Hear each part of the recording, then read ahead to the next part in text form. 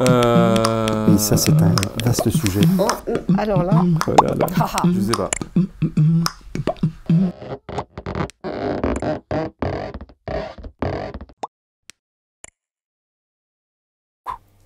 bah ça va bien. Alors ça va bien. Il faut faire avec ça, je vais faire avec ça. Bah, je vais faire avec ça roule. Tiens, comme on dit. Ça roule. La confiance en moi, elle est beaucoup plus grande que quand j'étais jeune parce que tu arrives à reconnaître tout ce que tu as appris dans le passé. Donc ça s'apprend. Alors aujourd'hui, je sors du syndrome de l'imposteur depuis pas longtemps. D'abord parce que j'ai appris que ça existait. Et je me suis dit, ah bah il n'y a pas que moi alors en fait.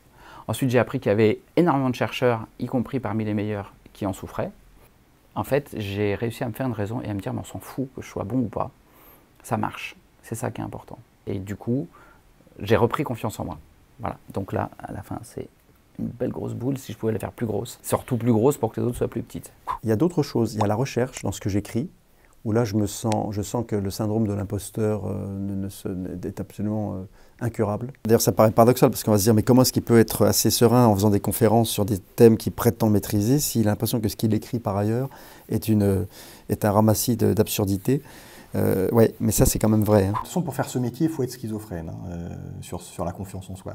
Il faut à la fois avoir énormément confiance en soi, parce qu'on passe son temps à se confronter à des sujets difficiles auxquels on est un peu les seuls à croire. Donc il faut avoir très confiance en soi, ça c'est celui qui a très confiance en soi.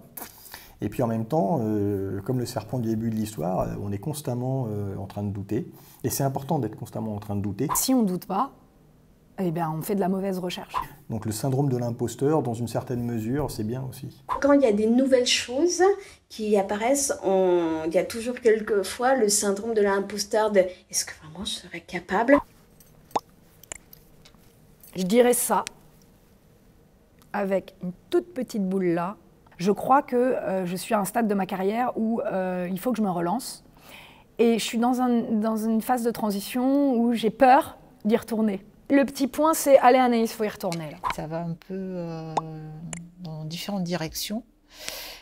Et voilà, comme ça.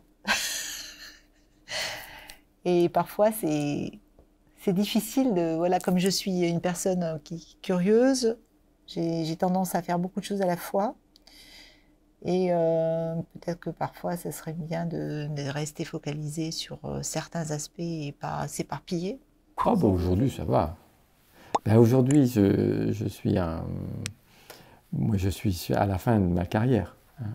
Bon, une carrière qui s'est passée où j'ai l'impression que moi, j'ai gagné la considération de mes collègues immédiats, aussi de collègues lointains. On a fêté mes 60 ans. Enfin, donc tout ça me donne confiance en moi. Mais la grande question qui se pose pour quelqu'un qui est en fin de carrière, c'est qu'est-ce qui va se passer après? Moi, j'ai envie de poursuivre une activité de recherche après, pendant ma retraite, mais est-ce que je vais en être capable? Je sens venir de nouveau, je me sens redevenir vers de terre, quoi. Je me retrouve un petit peu comme quand j'ai débuté. Oh là là.